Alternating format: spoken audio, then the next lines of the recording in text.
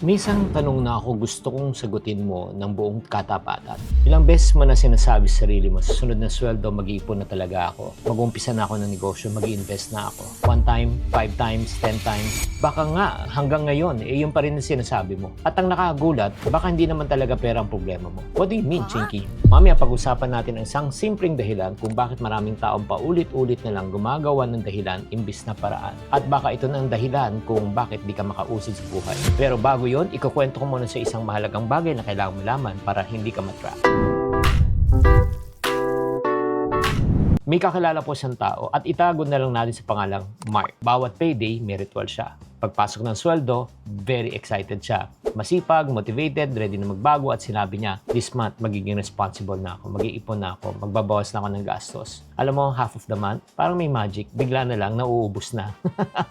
Hindi naman niya nabibili yung gusto niya. Hindi naman siya nagbabakasyon. Hindi naman siya bumili ng bagong sasakyan or nag-upgrade. Pero wala pa rin natitira. Anong masakit? Hindi na itong isang beses lang nangyari. Paulit-ulit, month after month, year after year. At isang gabi, may naisip siyang tanong. Sinabi niya, kinausap nga niya ako, sinabi niya, Chinky, ano ba problema ko? Hindi naman ako tamad. Nangangarap naman ako, masipag naman ako. Bakit hanggang ngayon, wala pa rin nangyayari? At nung nag-usap kami, dito nagsimula ang realization niya. Pero bago natin pag-usapan kung ano realization niya, meron pa akong isang papakitang tao na gusto kong ipakilala sa iyo. Meron naman ako isang attendee. Itago na lang natin sa pangalang Ana. Nung una kami nag-usap, akala niya ang problema niya ay pera. Sabi niya, Coach, ang taas naman ng income ko, pero hanggang ngayon, wala rin naman natitira, walang nangyayari kasi doble rin ang gastos ko. Parehong stress, mas malaking kita, parehong anxiety, mas malaking cash flow, pero wala pa rin ipon. At dito, gusto ko mag-ingat ka kung pinapanood mo tong video na ito. Kasi marami pong may assumption, more income is equivalent to more peace. Hindi. Sa totoo lang, kahit na 30,000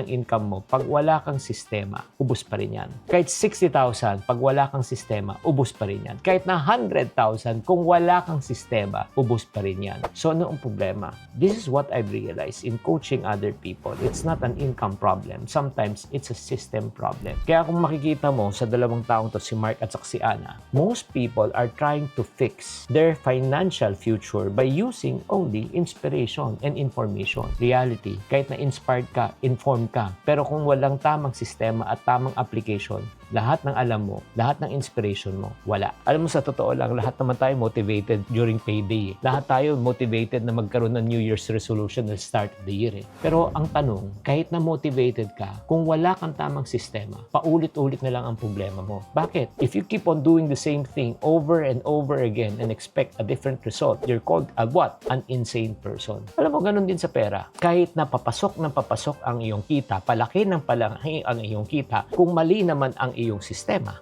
nako, ubos pa rin yan. At mamaya, may ipapakita ko sa iyo na 4 na bahagi ng system na kailangan mong matutunan para ika nga maayos na ito. Kaya huwag kang bibitiw. Ang problema talaga, honestly, meron tayong invisible na enemy na hindi natin nakikita. Minsan, hindi budget ang problema, hindi income ang problema. Minsan, ang problema is what you call as your money story or money belief. Lumalaki ka bang naririnig mo ito? Mahirap lang tayo, hindi yan para sa atin, wala tayong alam sa negosyo o sa investment. Ang utang ay normal lang yan. So mukhang mga simpleng salita lang. Pero pag paulit-ulit mo naririnig ng bata ka, alam mo, that will form your money mindset. At ang paniniwala mo yan, nagiging desisyon. Ang desisyon, nagiging habit. Ang habit, nagiging resulta. Kaya may mga taong mataas na yung income pero takot pa rin humawak ng pera. May mga taong may tamang opportunity pero ayaw sunggaban, natatakot. May mga taong gustong umangat sa buhay pero may humihila ng pababa sa kanila. At kung sino yan, walang iba kundi minsan ang ating sarili. Yung parang nagkakaroon tayong self-defeating mindset, hindi ko kaya yan. Kaya nga mga kapatid,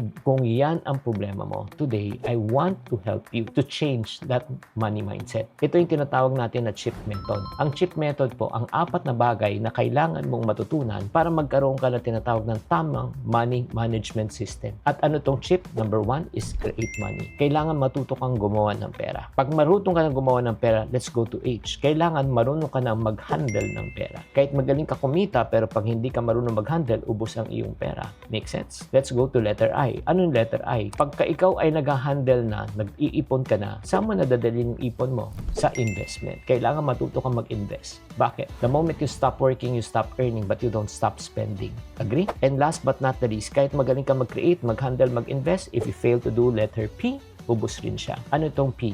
Protect. When you say protect, kailangan matuto kang protektahan ang pinagpaguran mong pera. Bakit? One critical illness can wipe out all of your life savings and investment. You go back to zero. Agree? So ulitin po natin itong CHIP method na sistema na kailangan nating matutunan. Create, paano ka kikita. Handle, paano ka magmamanage ng pera. Invest, paano mo palalaguin ng pera. And then protect, paano mo proprotektahan ang pinaghirapang mong pera. So kung napansin mo, hindi to tungkol sa pag-iipon lang. Mas malaki doon. Dahil maraming tao na marunong kumita pero hindi marunong humawak, ubos. Marunong humawak pero hindi marunong magpalago, ubos pa rin. Bakit? The moment you stop working, you stop earning. And last but not the least, marunong mag-invest pero hindi marunong mag-protect. Isang critical illness, isang emergency, wipe out ang lahat. So, kung makikita mo, in order for you to have financial freedom and financial peace, kailangan magkaroon ka ng tinatawag natin na moment of realization. Pag hindi mo alam ang moment of realization, alam mo, paulit-ulit na lang ang problema mo. Kaya nga, ang tanong ko sa inyo ngayon nasaan ka na ngayon? Nasaan ka na sa iyong financial journey? Sa create ka ba? Handle, invest, and protect? Pagod ka na parati ka nagpa-promise sarili mo pero walang nangyayari? Pagod ka na ba na tanongin mo sarili mo saan napunta ang pinaghirapan kong pera? Kung ikaw gusto mo ng tamang sistema, kung tamang blueprint, tamang direction, if that is you, type me sa comment section right now. At para sa mga taong nagtatype ng me, may maganda akong balita. I created a 2-day financial freedom weekend. 2 araw to, buong araw, hindi lang pang-motivate, kundi para tulungan kang na gumawa ng tamang plano at sundan ang step-by-step guide on how you can be financially free and free from financial stress.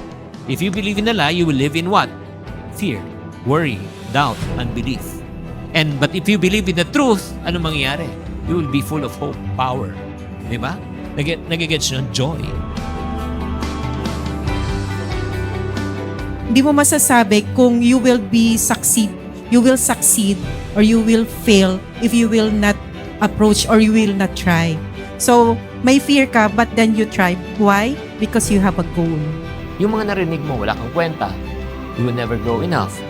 Mahirap lang tayo. Every time na remind mo yan, hanggang ngayon, pain pa rin yan.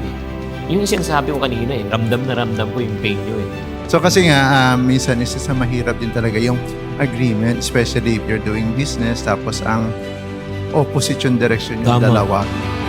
I think this is a time that instead of dwelling on too much planning, just implement.